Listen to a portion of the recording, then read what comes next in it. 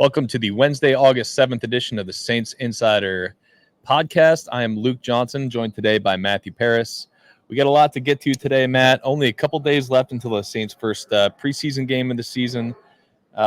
Potentially maybe a big name joining the roster in the next, who knows, next couple hours, maybe the next day or two. Maybe he doesn't sign at all. We're going to get into a lot of fun stuff today. But, I mean, before we get into any of that, I got to ask the most important question. Are you wearing a suit to a preseason game? I am not wearing a suit. I'll wear a suit to the regular season game, but jeans and a polo for that one. Okay, this is the important stuff we got to get into first. Matt is always very nicely dressed at these games, and I can say that as a friend. And speaking of friends, the Saints Insider podcast is brought to you by our friends at Bank Plus. Their banking decisions are actually made here in New Orleans, or there in New Orleans, by local bankers who know the community and take the time to know you. From small business to big business, home loans to bank anywhere technology, Bank Plus is here for New Orleans. You can learn more at bankplus.net. Wow. That was a plus ad read. They must a Bank Plus ad read. Oh my God, no! Don't do this to our viewers and our listeners. Despite what Matt is trying to do, you should like our podcast, rate our podcast, subscribe to our podcast. We will be coming to you all throughout the season. Hopefully, 3 episodes a week. We're going to do another one while we are in Phoenix on Saturday night after the game. You guys make sure to check that out. And yeah, we got a lot to get into today, man. So before we do that, we're going to get into a word from our sponsor here, and we'll be right back. Football fans, with the Caesars Sportsbook app, you can be in the game all the time. Seeking instant action? Quick Picks offers you the most popular games and markets already built for you and ready to bet. Experience the thrill when you stack your bets to create a super parlay.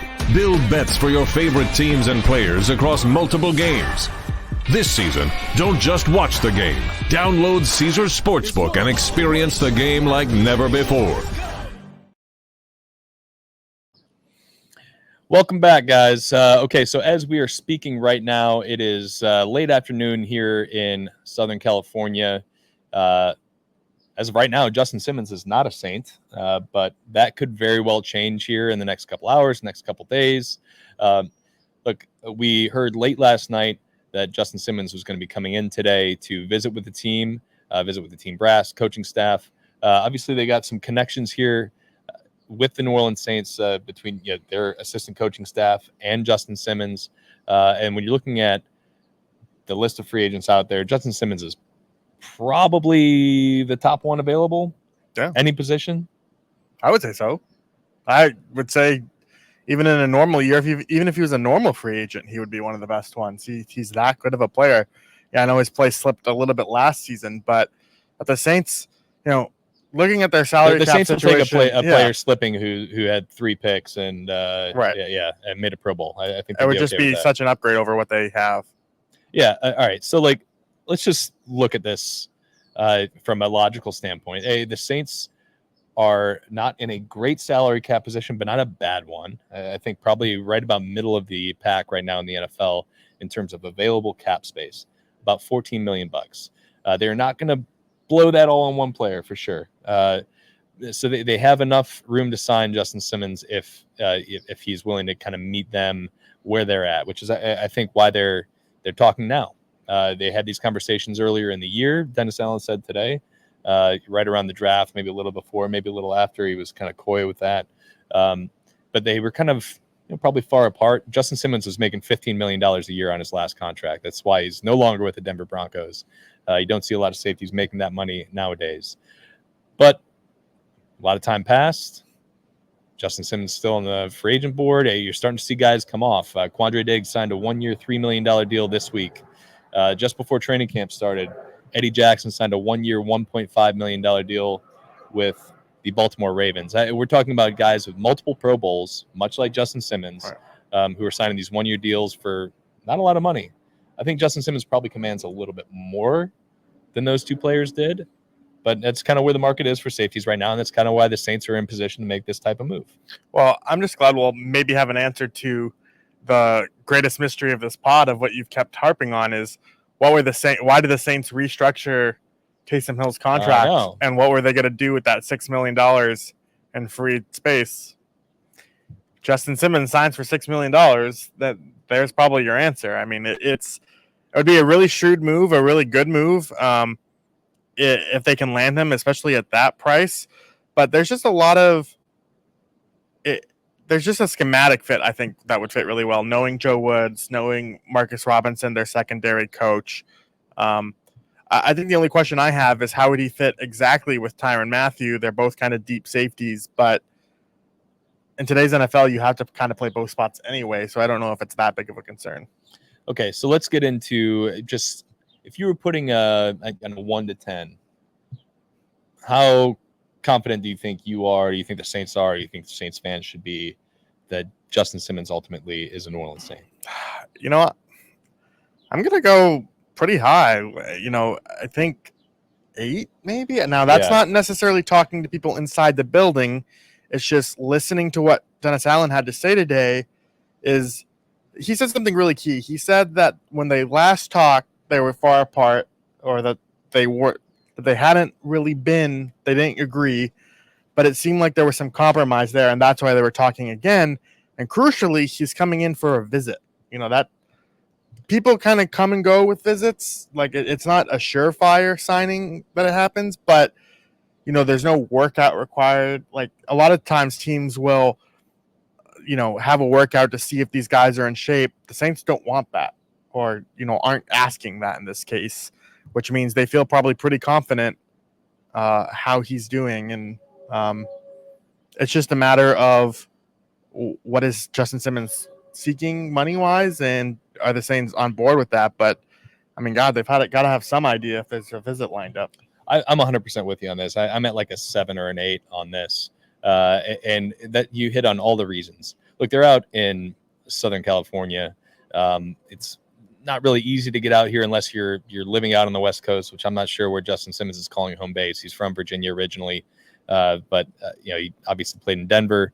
But look, you're coming all the way out to Southern California. You're not even going to proper LA. You're going to Irvine, California to meet with the team. I think the only thing that I'm not saying is like this is absolutely definitely going to happen is money. Money is always going to be an issue with the Saints team when you're talking about free agency signings, just considering where they are with the salary cap and considering where they are at with the salary cap in future years.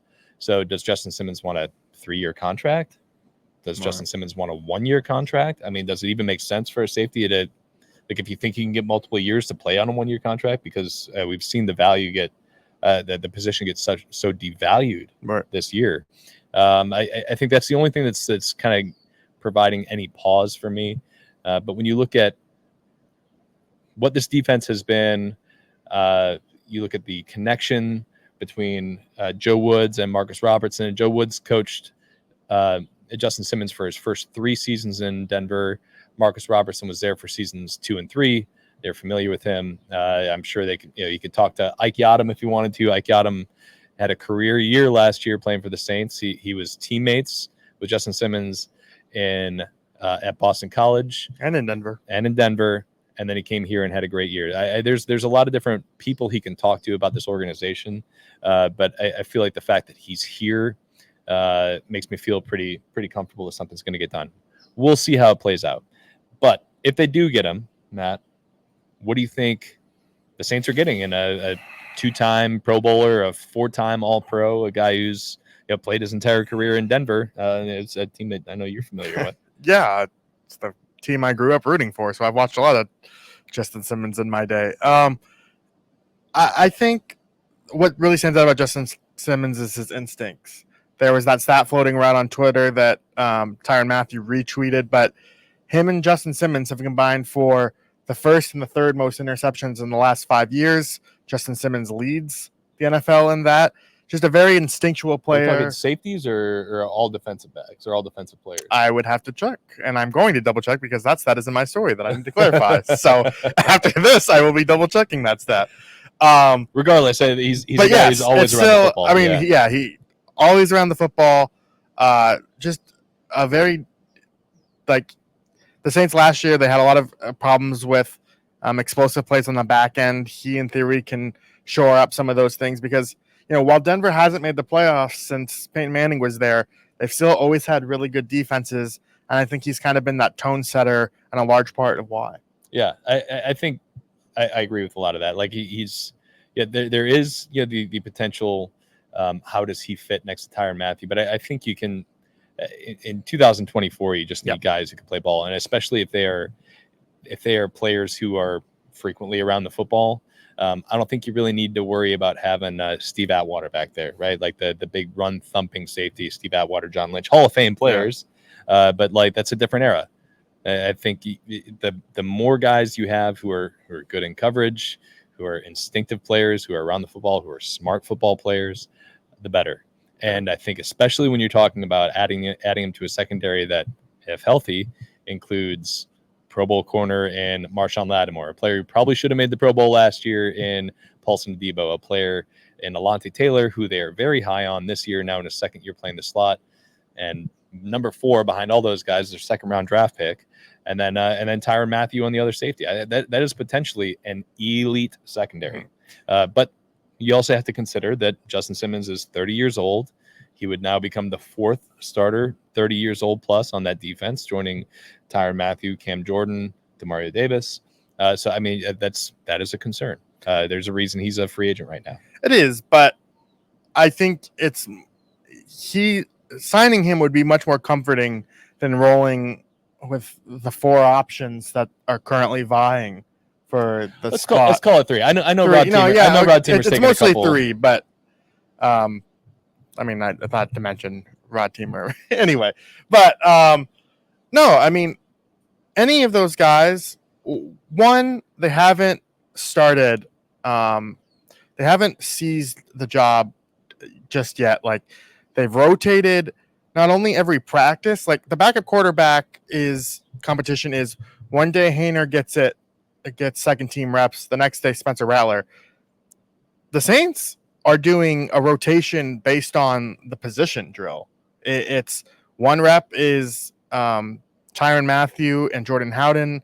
The next is Tyrann Mathieu and Jonathan Abram. Like, they keep rotating from series to series, from play to play, like formation to formation. They just haven't found that guy who's really seized that spot. And so I think Simmons would, end all those discussions. But even if some guy were to win the competition clearly, like let's say they don't sign Justin Simmons and Jonathan Abram wins the starting job, they're still going to have questions at that position in week 1. Like, whoever wins this competition at safety, if Simmons goes unsigned, it's not going to ease the concerns there about that spot. And so that's why I think they ultimately have to make this move, is just because there's just too much of a question mark about the rest of those guys. And unfortunately for them, I just don't think they've had the training camp to quite seize that moment, even if they haven't been bad per se. Yeah, it's exactly right. They haven't been bad, but I think Justin Simmons represents a clear upgrade over any of those players. All those players have their strengths and I think pretty clear weaknesses. Whereas I think that the weaknesses for a player of Justin Simmons' caliber, even if he's a notch below what he was 2 years ago, I think the weaknesses are still up here, right around where the other players' strengths are. Yeah. So I think that's a smart signing if they can make it happen, if the money's right. And then they have depth, and maybe more depth, definitely more depth than they had previously, even though they've got 3 guys vying for one starting spot. I think then it just becomes a question of who do you keep on the roster, and you got to make tough decisions there, because one of those safeties is going to be JT Gray. He's not going anywhere. Special teams ace. It's a tough decision they're going to have to make if they end up signing Justin Simmons. Okay, look. We're going to talk a lot about Justin Simmons, I'm sure, in the coming days, whether he signs or not. I think the other thing that's standing out the most to me in training camp right now, and probably to you and probably to a lot of Saints fans back at home, is it seems like every day we're talking about a new injury to a new star player, or a player they're going to be relying on heavily. We've been talking a lot about the offense in training camp these last couple of days and how good they've looked. It's hard to really say they feel super great about it, because they're going up against the numbers 4 and 5 or 5 and 6 corners on the roster, whichever way you want to cut it. So, like, as we sit right here, August 7th, about a month away from the start of the regular season, like, are these injuries concerning to you, or do you think the Saints are maybe taking like a little bit of a really cautious approach because it's a lot of soft tissue stuff, hamstrings, groins, etc.? I feel two ways about it. One, I'm not concerned through the lens of the regular season. Like, I think Lattimore, I mean, we don't know for sure, but I think Lattimore, Debo, those guys will be fine. But I think it's concerning for the guys who have to make this roster in the first place. Like Mason Tipton went down today with a hamstring injury. I don't know the severity of it, but if he's not able to play Saturday against the Cardinals, that's a huge bummer for him because he needs these games to make the roster in the first place. So there was a lot of the injuries that are most concerning are the ones that happen to the younger players who haven't earned their spot on this team yet, like a Nick Saldiveri, like a Kendre Miller. That's been the most unfortunate part for them because those are the biggest question marks on the Saints of how do these guys fit in. Yeah, I agree with you. I think the Demario Davis, Rashid Shaheed, Paulson Adebo, Marshawn Lattimore, all these players who are established, who are going to play big roles in this team, who are missing time, and some of them, in Marshawn's case, he's missed most of training camp so far. I think you feel fine about it. Yeah, you don't feel great. You'd rather have Marshawn Lattimore out there practicing. You'd rather have Chris Olave going up against Paulson Adebo versus Rajon Wright or Jean Charles. I mean, no disrespect to those guys. It's a different level of competition. But I think they are playing it smart a little bit with these guys.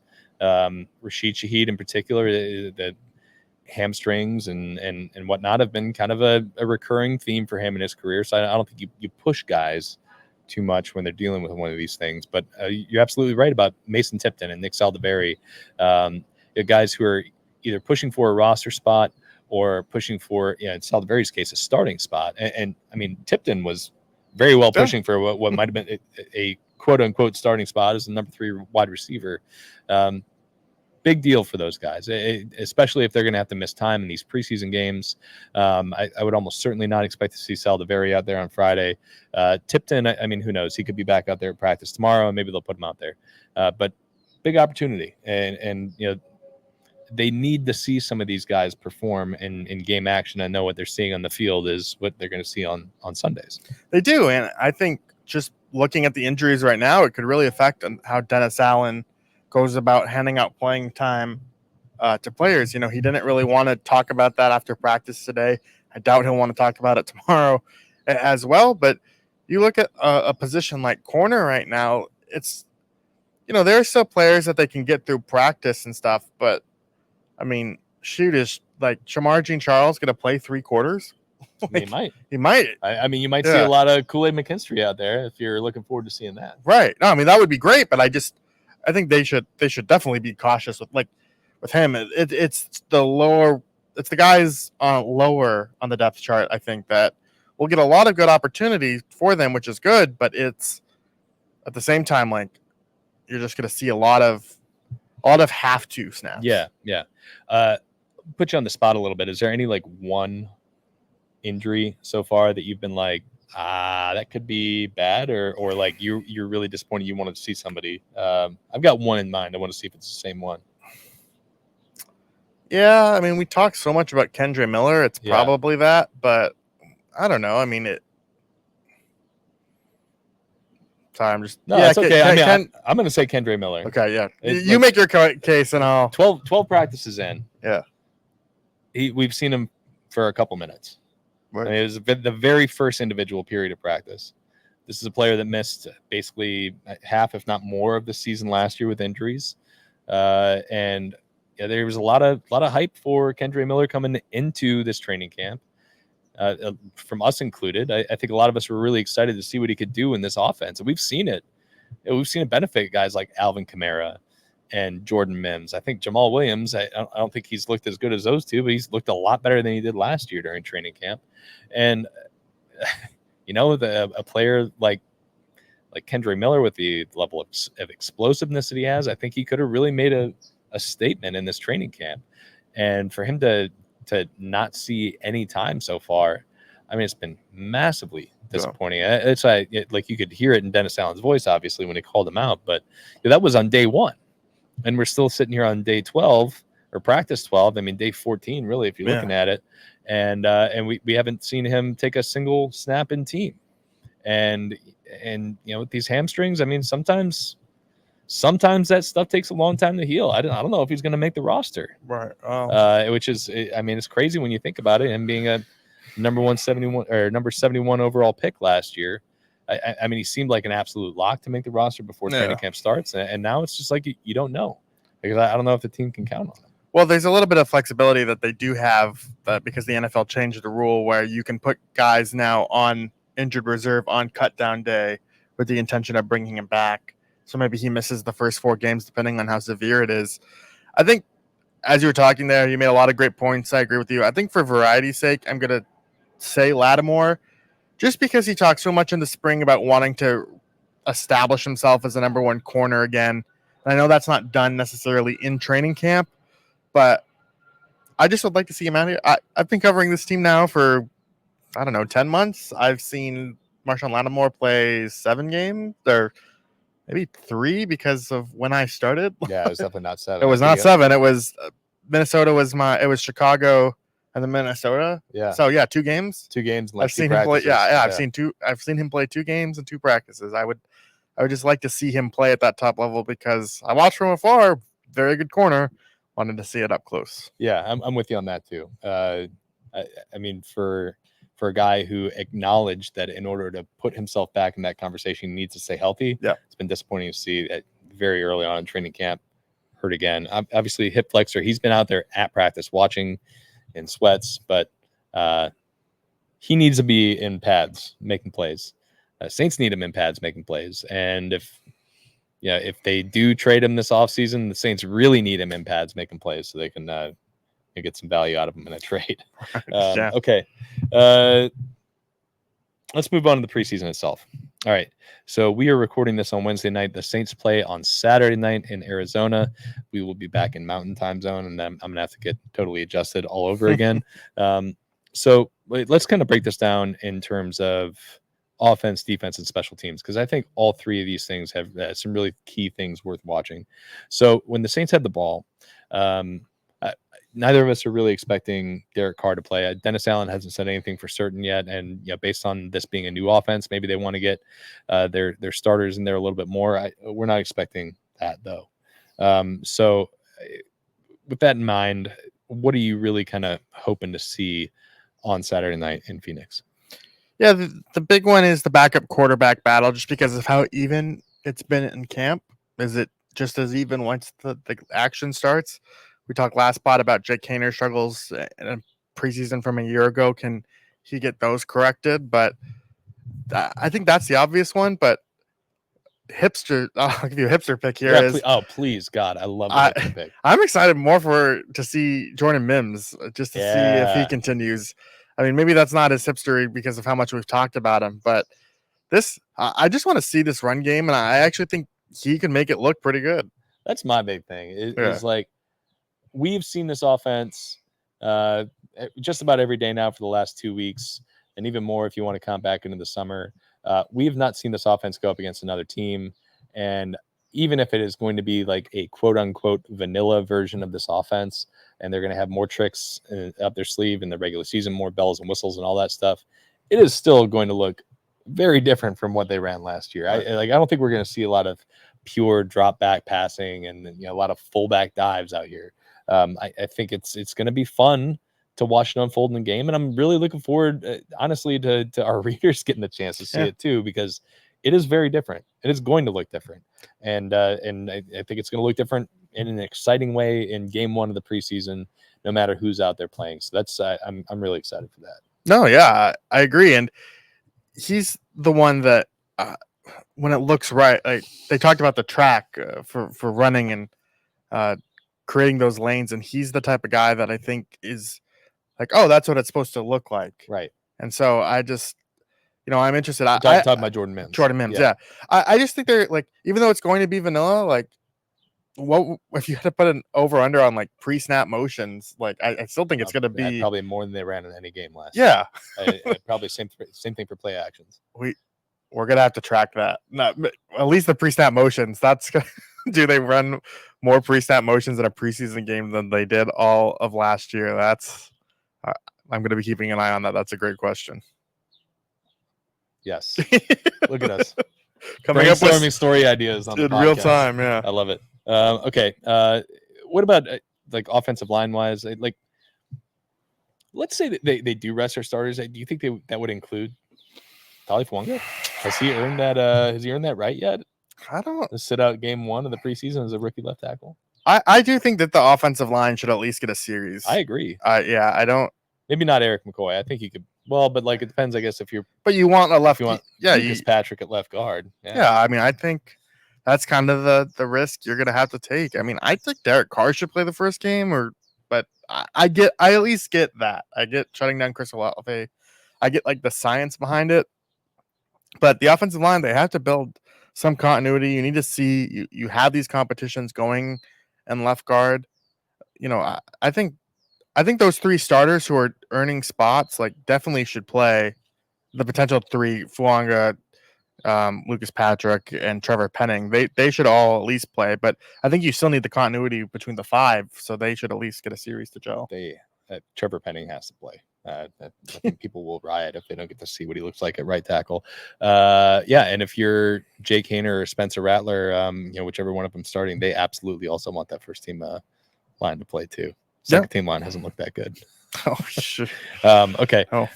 Look, before we move on, gun to your head, who's starting the game at quarterback on Saturday? Jake Haener. Jake Haener too. Look, that was good. Wow, thanks. Yeah. So let's see. They've been alternating, so it would be no. Don't get that into it. Yeah, I said gun to your head. Yeah, Jake Haener. Okay. All right.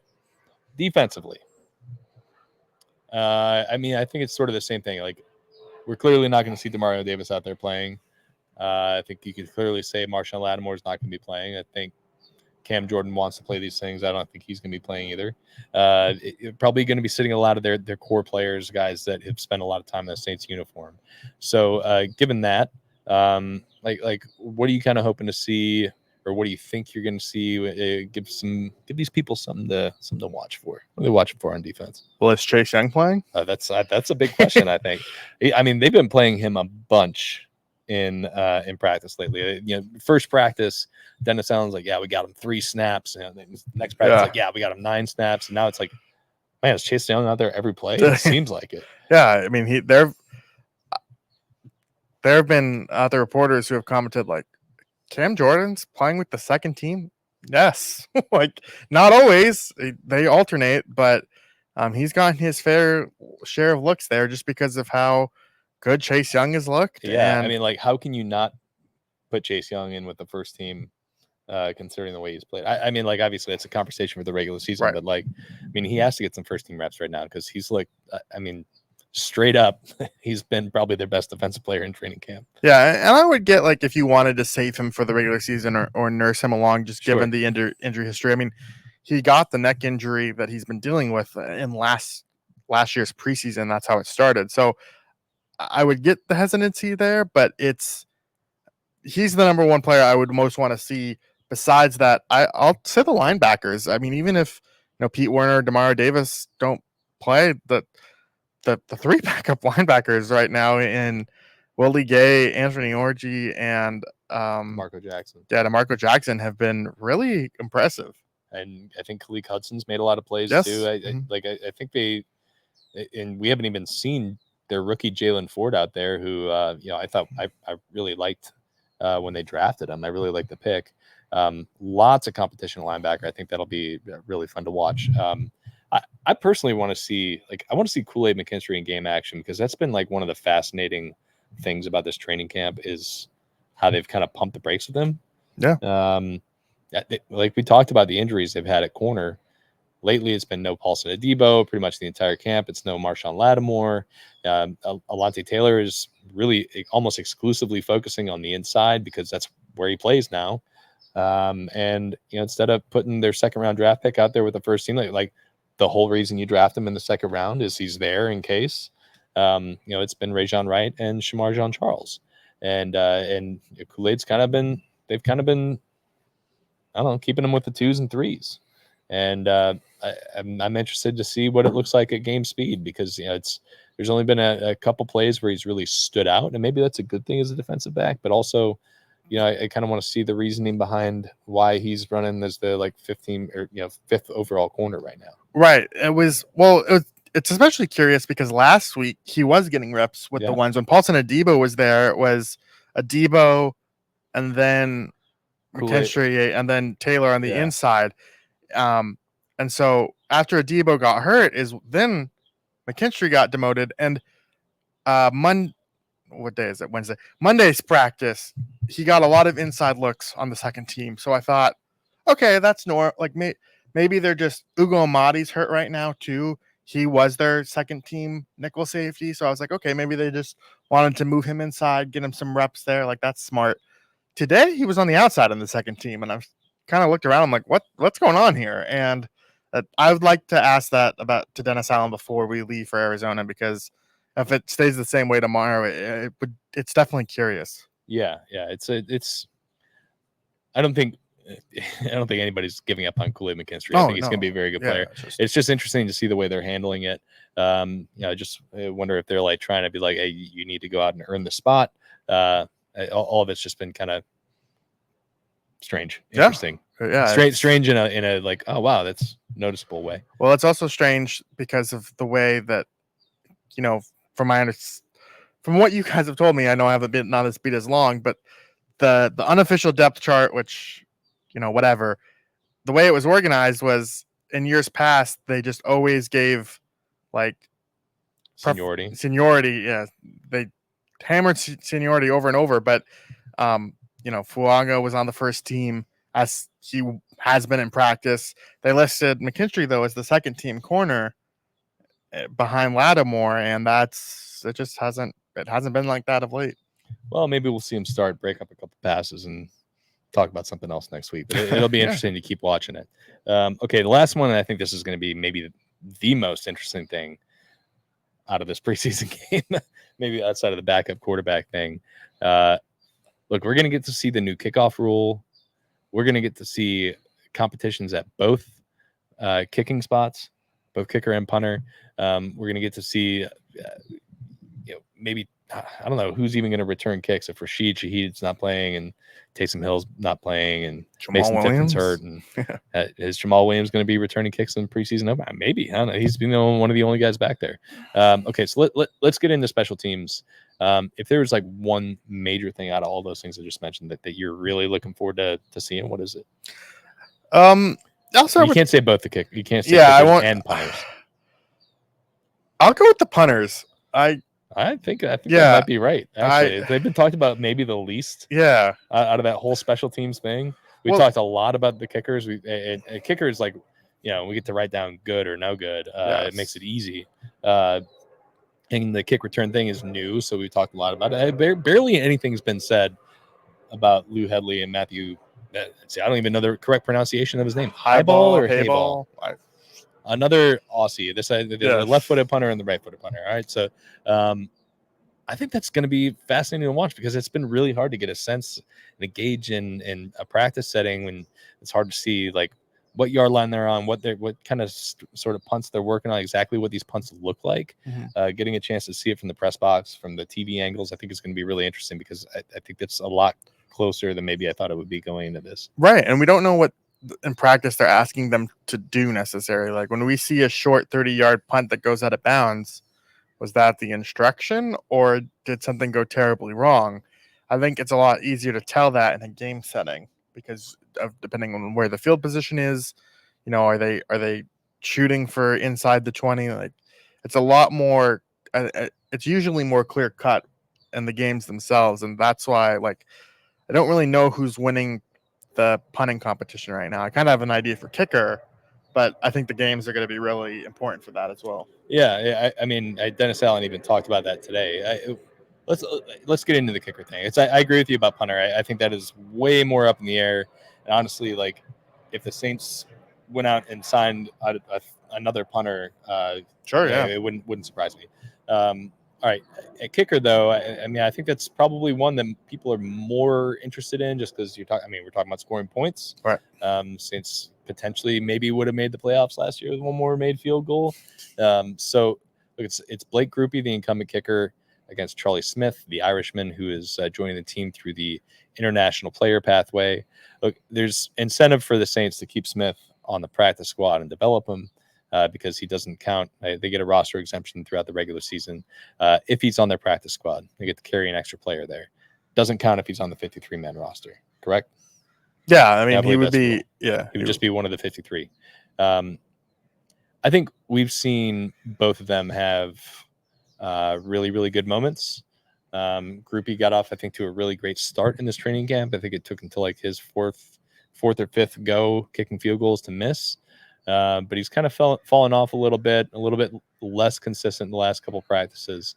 Charlie Smith, I think, has not been consistent really throughout camp, but like the talent is, it is there. Yeah. Like big time leg. So Dennis Allen brought it up today with Charlie Smith specifically, that he wants to see what that looks like in a game setting with people in the stands. I mean, this is probably going to be the biggest crowd that Charlie Smith has ever kicked a football, played a sport in front of, right? I mean, I don't know what Gaelic football crowds are, but like even if it's like 3/4 full stadium in Arizona, sure. I mean, we're probably talking like 50,000 people.